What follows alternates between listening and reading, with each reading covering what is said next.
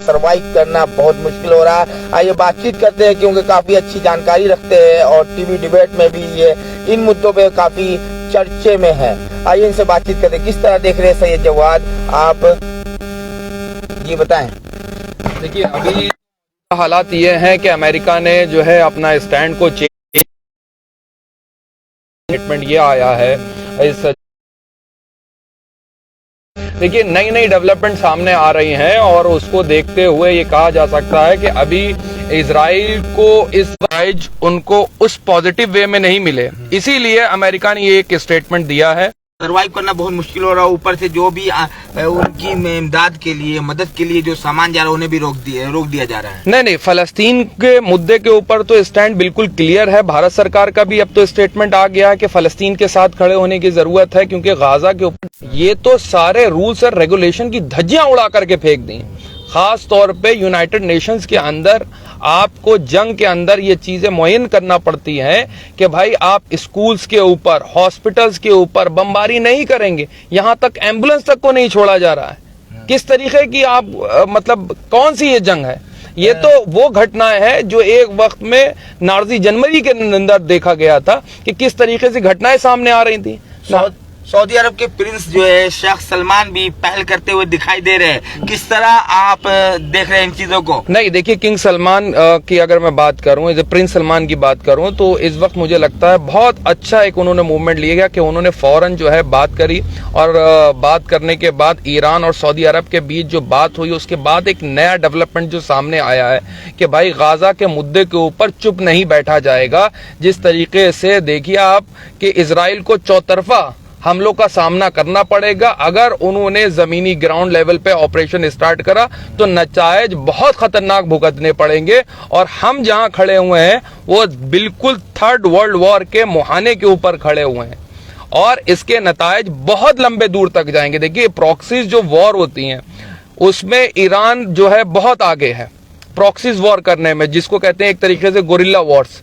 उसमें जो है आप देखेंगे कि बिल्कुल नैरेटिव जो होता चेंज होता है। यही अमेरिका जो था अफगानिस्तान के अंदर चढ़ दौड़ा था और कहता हुआ गया था कि 10 दिन की बात है, 15 दिन की बात है और 15 दिन के अंदर करके देखें 18 साल जूते खाने के बाद अमेरिका वहां से निकला।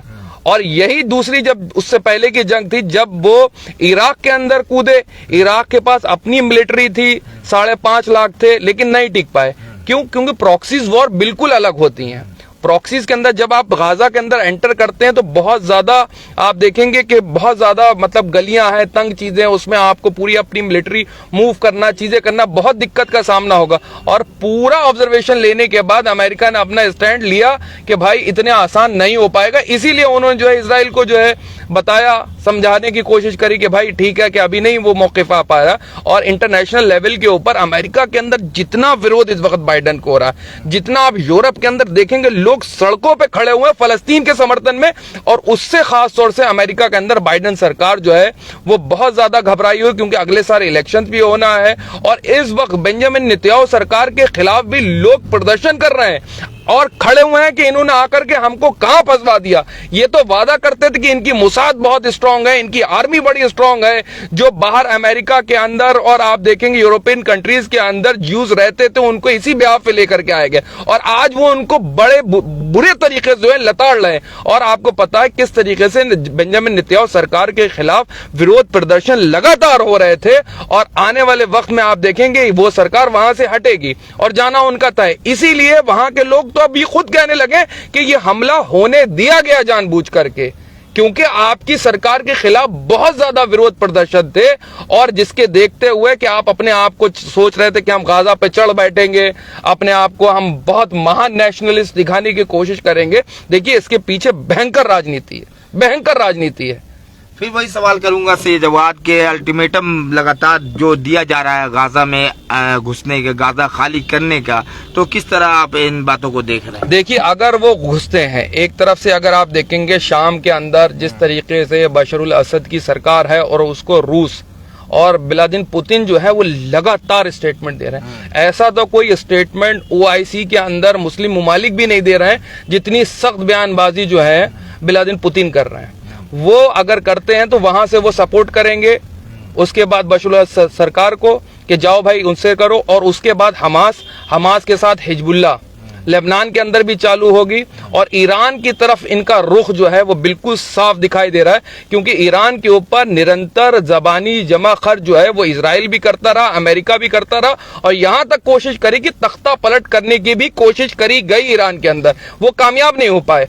और उसके बावजूद अगर ये ईरान की तरफ एक्सक्लेट करती है वॉर, तो हम फिर बार बार कह रहे हैं कि हम वर्ल्ड वॉर 3 की तरफ मूव कर जाएंगे, जिसके नतायज पूरी दुनिया के लिए, मानवता के लिए बहुत ज्यादा खतरनाक होंगे। अभी फलस्तीनी जो कॉमन मैन पीपल है, जो फलस्तीनी आम मुसलमान जो है, वहाँ के जो आम नागरिक है, जो बिल्कुल इस लड़ाई चाह नहीं रहे कि जंग हो, जंग किसी न किसी तरीके से रुके, वो वहाँ से भागना चाह रहे हैं क्योंकि वहाँ बहुत ज्यादा नुकसान, बमबारी हो रही है। तो जिस तरीके से एक तरफ समंदर है, दूसरी तरफ इजिप्ट ने बिल्कुल अपना सीमा जो है पूरा सील कर रखा है, और तीसरी तरफ है ना इजराइल है, तो किस तरफ जाए, कैसे जिंदगी गुजारे? नहीं देखिए क्या है, अब तो मुझे लगता है फलस्तीन के लोगों ने भी क्लियर स्टैंड ले लिया है। मैं बहुत ज्यादा देख रहा था न्यूज के ऊपर कि भाई वो अब गाजा छोड़ करके नहीं जाएंगे, ये तो बिल्कुल क्लियर बात हो गई। जो लोग जा रहे हैं इजिप्ट के रास्ते से अगर देखेंगे जा करके उनकी सुरंगें कैसे जाएंगे, जो नहीं सील कर रखा हुआ है, इसीलिए बहुत पहले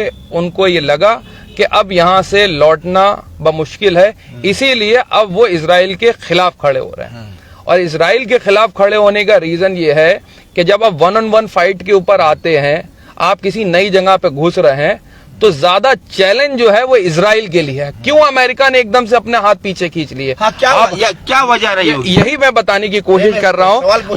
अभी देखिएगा, एंटनी ब्लिंकन जो है वो कतर के अंदर गए। कतर के अंदर उनको साफ बोला गया कि हमास का हेडक्वार्टर कतर के अंदर है, आप इसको बंद करिए। और इससे पहले जब आपको पता है अमेरिका चढ़ दौड़ा था अफगानिस्तान के अंदर, और अफगानिस्तान के अंदर जो उनको कुट लगी है, जो उनके थप्पड़ बजे 18 साल में जो जिल्लत हुई उनकी, उसके बाद कतर के अंदर हेडक्वार्टर खोला गया ताकि डायलॉग हो पाए।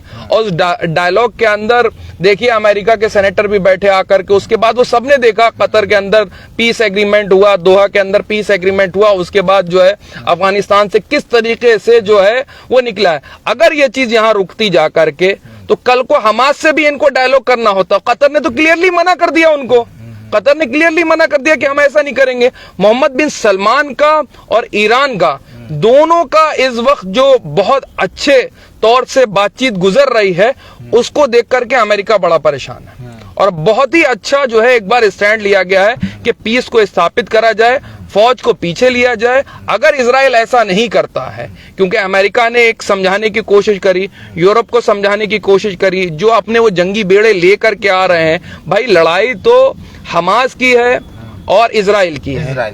तो आप ये सोच के बताइए कि अमेरिका क्या करने आ रहा है वहां पर, आप देखिए फ्रांस क्या करने आ रहा है, आप देखिए ब्रिटेन क्या करने आ रहा है, किस चीज की तरफ ये अलामत आ रही है। और यही आप देखिए क्या हुआ पिछले से पिछले साल रूस यूक्रेन की वॉर के अंदर कैलकुलेशन क्या कर रहे थे बैठ करके कि जो है 10 दिन 15 दिन 1 महीने का खेल है, इससे ज्यादा आज तक वॉर नहीं खत्म हुई।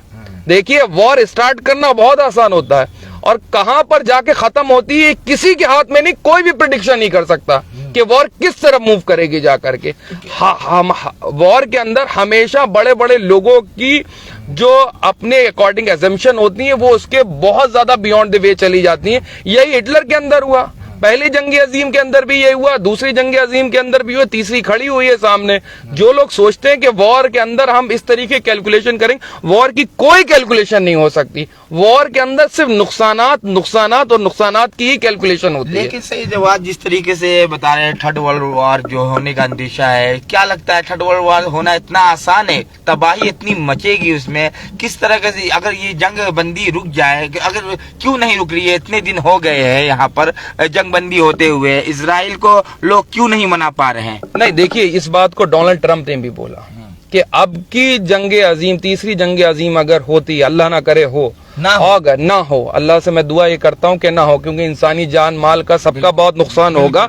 और डोनाल्ड ट्रंप ने भी इस चीज को कहा क्योंकि इस वक्त जो है वो वेपन दूसरे तरीके के हैं और बहुत खतरनाक वेपन है, और सभी के पास वेपन है। बहुत सी कंट्रीज ऐसी हैं जिनके पास न्यूक्लियर वेपन से रखे हुए हैं। और अभी की मौजूदा स्थिति ये है कि कोई भी, जैसे अभी पुतिन बार बार धमकी दे रहा था कि बार बार अगर मुझको ज्यादा प्रोवोक करा जाएगा तो उसने अपने न्यूक्लियर हेड वॉर तैनात करे। सोचिए उसके कैसे परिणाम होंगे। ऐसा थोड़ी ना होता कोई एक ही कंट्री चपेट में आएगी, उससे तो बहुत सी कंट्री चपेट में आ जाएंगी और इसका नताइज बहुत खतरनाक होंगे।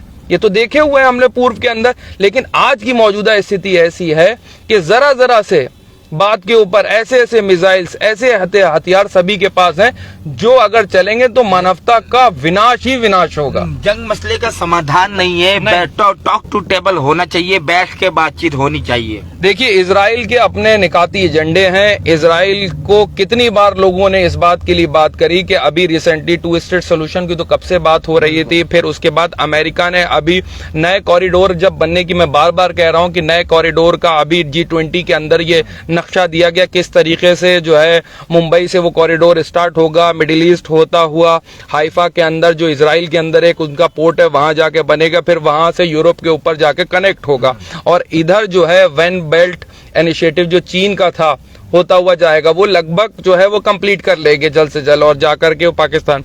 तो देखते देखते G20 जैसे यहाँ सबमिट होती है, नया नक्शा आता है, चीजें होने के बाद आप देखिए अचानक से हमला हो जाता है, अचानक से। और इजराइल अपने आप को मुस्तैद बताता कि मेरी मोसाद है, इंटेलिजेंस है, इंटेलिजेंस शेयरिंग है अमेरिका के साथ, सैटेलाइट के साथ उनकी सब कुछ शेयरिंग है। और इजिप्ट का ये कहना था कि मैंने 10 दिन पहले इनको इंफॉर्मेशन दे दी थी कि इस तरीके का हमला हो चुका हो। तो इन चीजों को लोग आज की डेट में समझते हैं।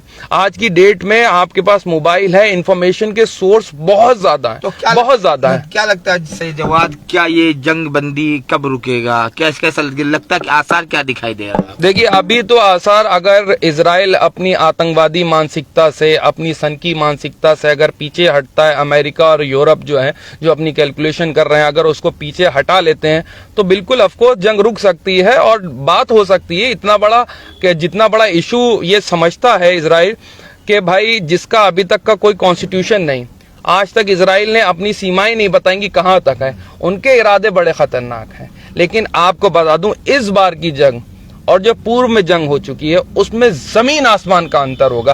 अगर वो ये लगता है कि मुस्लिम कंट्रीज को वो जो पुराने इतिहास के द्वारा जो है वो दबा सकते हैं, चीजें कर सकते हैं, आज की वो स्थिति नहीं है। आज की परिस्थितियां जियोग्राफिकल पॉइंट ऑफ व्यू से बिल्कुल चेंज हो सकती हैं।